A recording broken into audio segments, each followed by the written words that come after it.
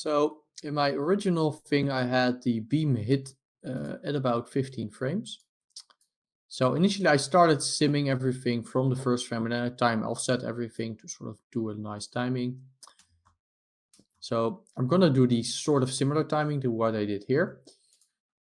So I'm going to expect the beam to hit around 15 frames. So I guess we could set a keyframe there. Then let's have a look what we did. And it's gonna. So it's already starting to move a little bit back in the beginning. So maybe we want to remove that keyframe. Close my channel editor. All right, so let's maybe start it still at the first frame. Let's move it back over 175 frames. Let's lock it to our view. Let's move it to maybe about something like this. Let's set a keyframe. Maybe we want to start a little bit closer. So then we'd have something like this, right? Moving outward, moving outward, moving outward. And then we go over there. So what we're probably going to be doing is retiming some of this camera movement. Because of course we wanted to maybe speed up a little bit and do some camera shakes when it sort of moves outward. So you can see there's sort of a speed up here. We can do that later once we actually done some of the simulation. But for now, as long as we sort of know what we're going for, then this should be fine. So I think this should roughly be good. So now we can sort of focus on, yeah, let's put some rocks in our environment. So we need to start generating some rocks. Oh, one more thing, by the way, before we start generating some rocks, what I generally do is I put a null above my camera. So then with this null, you can sort of animate your camera. So what I generally do is I add some motion effects in here, and it will allow me to do some wiggle. So let's turn down the amplitude. So you can see right now we're having like a lot of wiggle. So probably we want to up the period. So the period will like, it will generally say that if it's 1, it will sort of go through a period of noise in 1 second. So you can see there's a whole bunch of stuff going on. And we have another.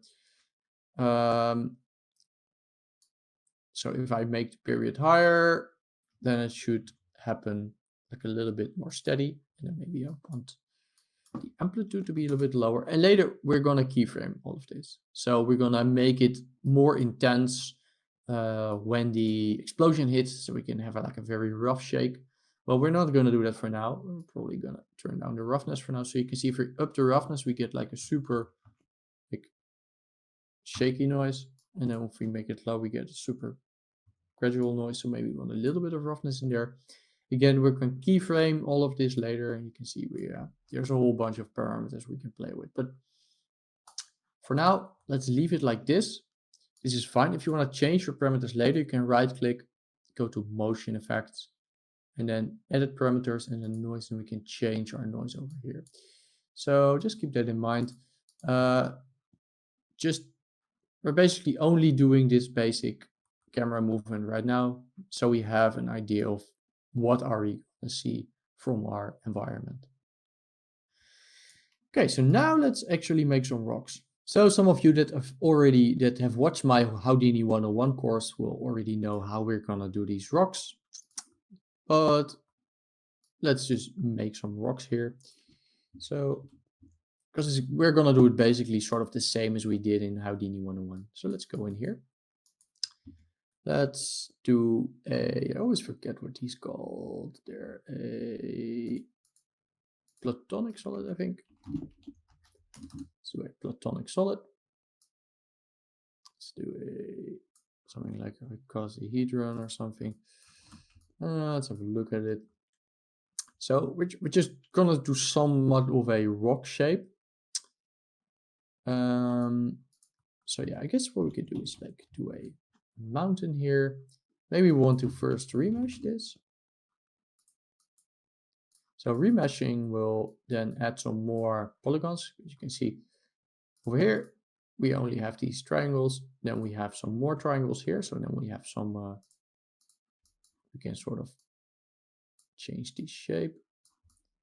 I think maybe this is too angular. So what we could do is say that, okay, we want to smooth it after the remesh. I'm not sure if this is exactly how I set it up also in my original scene.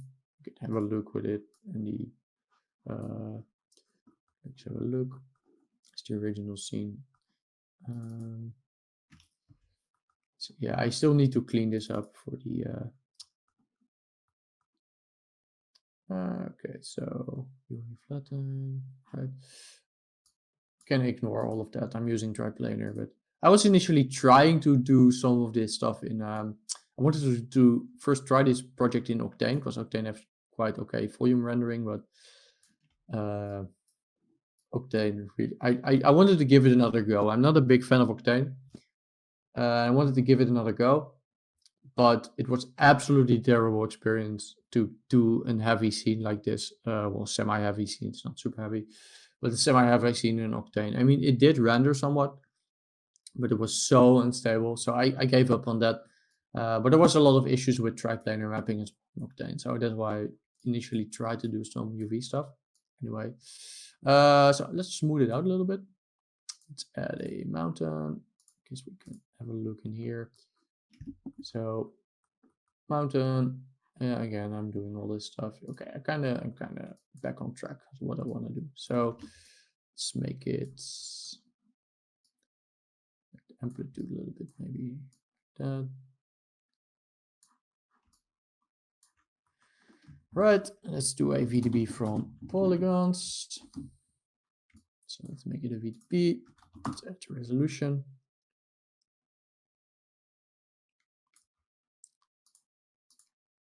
Then, so what I'm doing there is okay. So what I'm doing, if you don't notice, I'm making this into a VOC VDB.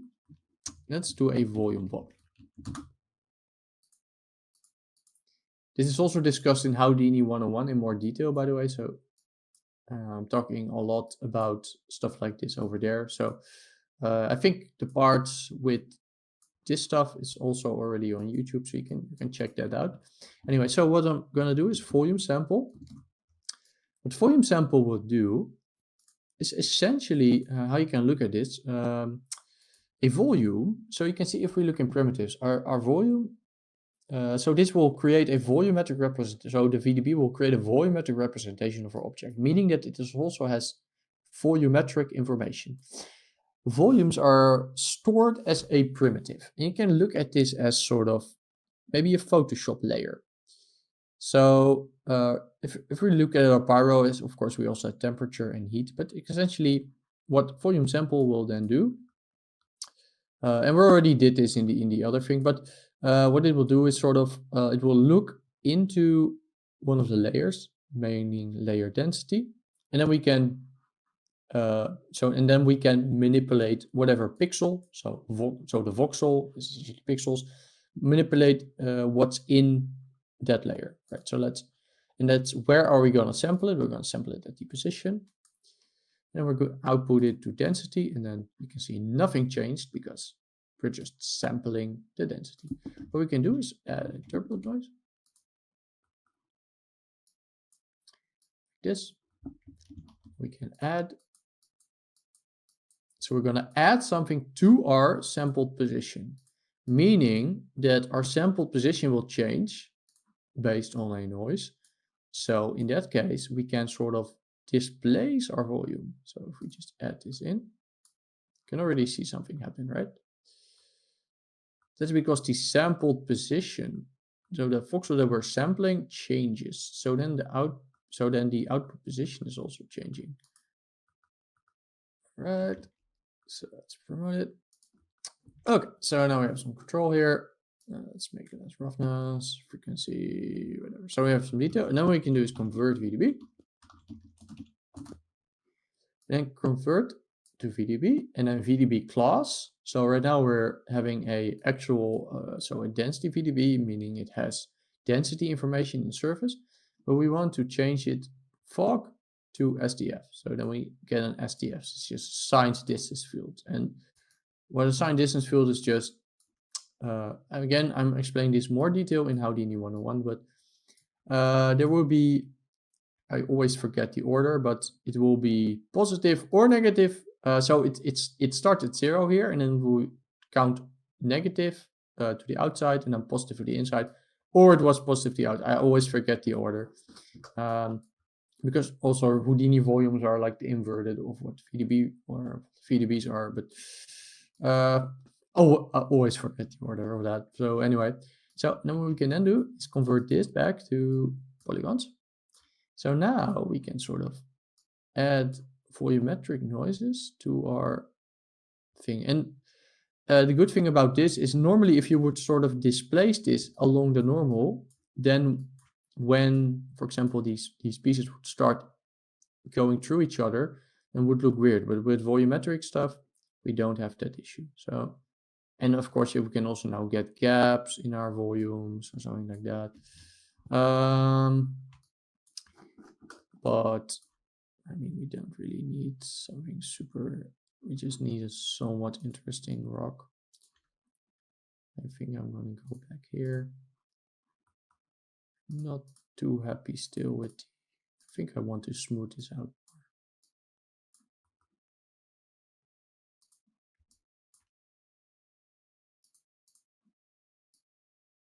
I'm going to make far less height, or something like that. Yeah, okay, something like that looks okay.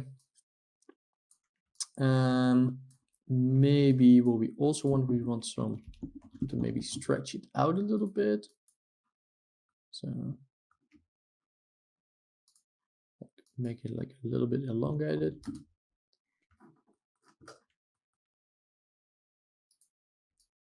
All right, so this is a rock.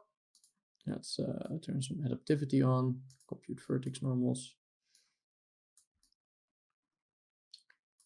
All right, that looks fine. Okay, so let's put an output.